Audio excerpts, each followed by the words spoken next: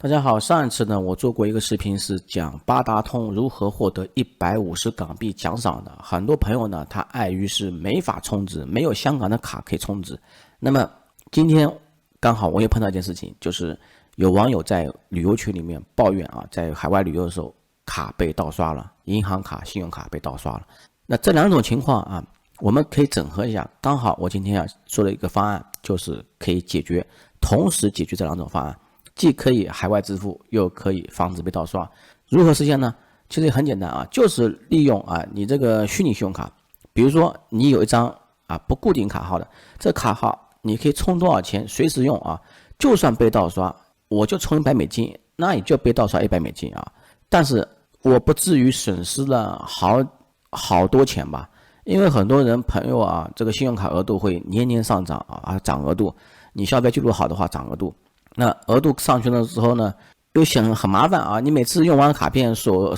定额度的话，又很麻烦，是吧？首先我介绍这个平台呢，就是一个叫飞扬卡平台的平台啊。然后呢，这边我已经为了掩饰账户，我已经充了$20啊，它里面是按照美元结算的。然后呢，我会把邀请链接放在我的视频下方说明区或评论区里面。然后通过我的邀请注册的朋友呢，他是可以获得3张券哪3张券呢？就是 VIP 的抵用券、开卡抵用券、开卡抵用券。等于说前面2张卡你开卡成本是有送的那 VIP 抵用券呢有什么好处呢？比如说它默认的话你如果说你没有通过邀请进来的话，它是基础版本只能说这个费率也高然后开卡位少。那如果说你通过我的进来的话，你这边有个使用券，你把它升级一下升级到 VIP， 那不就便宜嘛抵扣8.8块等于说你注册就获得了10.8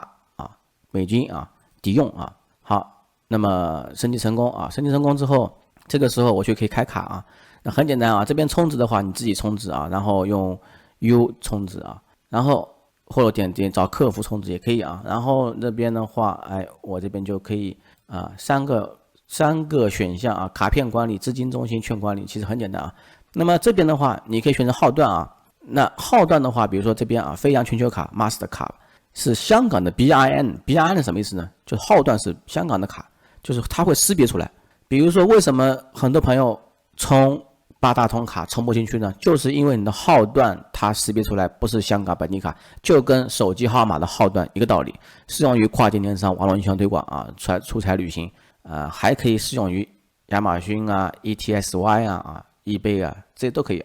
那么第二个号段是 Visa 卡、广告卡美国卡，那么适用于这种美国的项目比如说微软、Facebook、谷歌TikTok 之类的比如说类似大部分都是用于做这种电商为主的朋友使用那后面的话你自己查询比如说这个的话主要用于亚马逊平台，那我们主要用的话就用这个好了就行了这个的话比较方便。这边信息的话不是必填选项比如说使用期的话，你这边12个月是默认的最低充值比如说我这边刚好把20用完那么这个地方不能输入不能输入，我这边只能这个按压式增加增加到$20，因为我刚好里面充了$20账户这边，然后抵用券我这边选择1张开卡开1个好了，然后这样的话我就是20.4如果说我开卡只开$10呢$10的话，其实你就开卡成本是10.2，为什么呢？它要收服务费的毕竟这个卡是有成本的，卡号是有成本的，就跟 IP 地址一样有成本的。那开卡费1刀，充值10块服务费就0.2就这么简单。这1块的话，其实说实话就0.2成本嘛因为你刚注册的话，前面2张卡是通过我的邀请注册的话，它是有额外优惠。好，那么就点开卡那么我这边的话，我点开卡，我这边把它设置为20。好，禁止恶意拒付那么这种的话情况大家注意很抱歉刚才我开卡失败了，为什么呢？因为刚才不是我余额里面20吗？那如果说20的话，我这边要21.4了所以说呢，我这边把降低降到20以内这样的话才可以开卡。我点开卡这样就可以了。所以说呢，大家要小心就多充个几块钱开卡成功了那么卡片就在我这里了好，我的卡片已经开卡成功了，在卡片管理的卡片列表下面这边有卡号了卡号点一下这个美元账户CVV 有效期都有这边里面余额是$18，然后点这边的话，它右边会弹出系列框然后我再把一些打码打一下然后呢，上面有几个按钮啊，比如充值、备注、注销、锁卡啊。锁卡的话就是很简单，你就明白意思了嘛，就是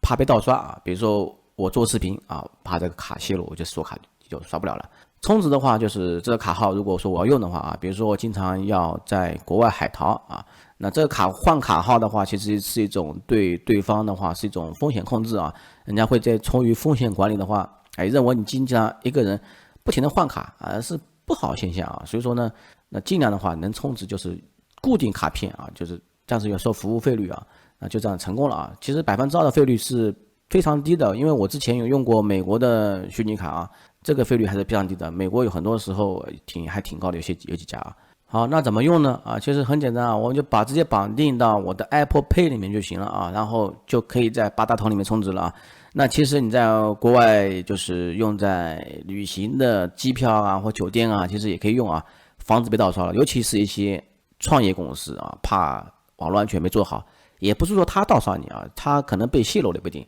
那么绑定好之后啊，比如说像我这个卡啊，近期交易啊，它这边就显示了啊，150港币啊，虽然说用美金的结算的啊，然后呢，比如说这样充值成功了啊，充金额那充值成功了，那怎么充值呢？它那边增值方式的时候，你可以选择第一个银行应用程式，就是选择香港的银行，这个是银行转数快啊，香港类似于香港的一个转账程序吧啊。那八达通银包就不用说了啊 ，Apple Pay 你就选择 Apple Pay 就行了 ，Apple Pay 你就可以充值这个东西的。那么当然，这个卡也可以应用于别的地方啊，比如说啊，你绑定美团绑定支付宝，绑定谷歌 Play， 绑定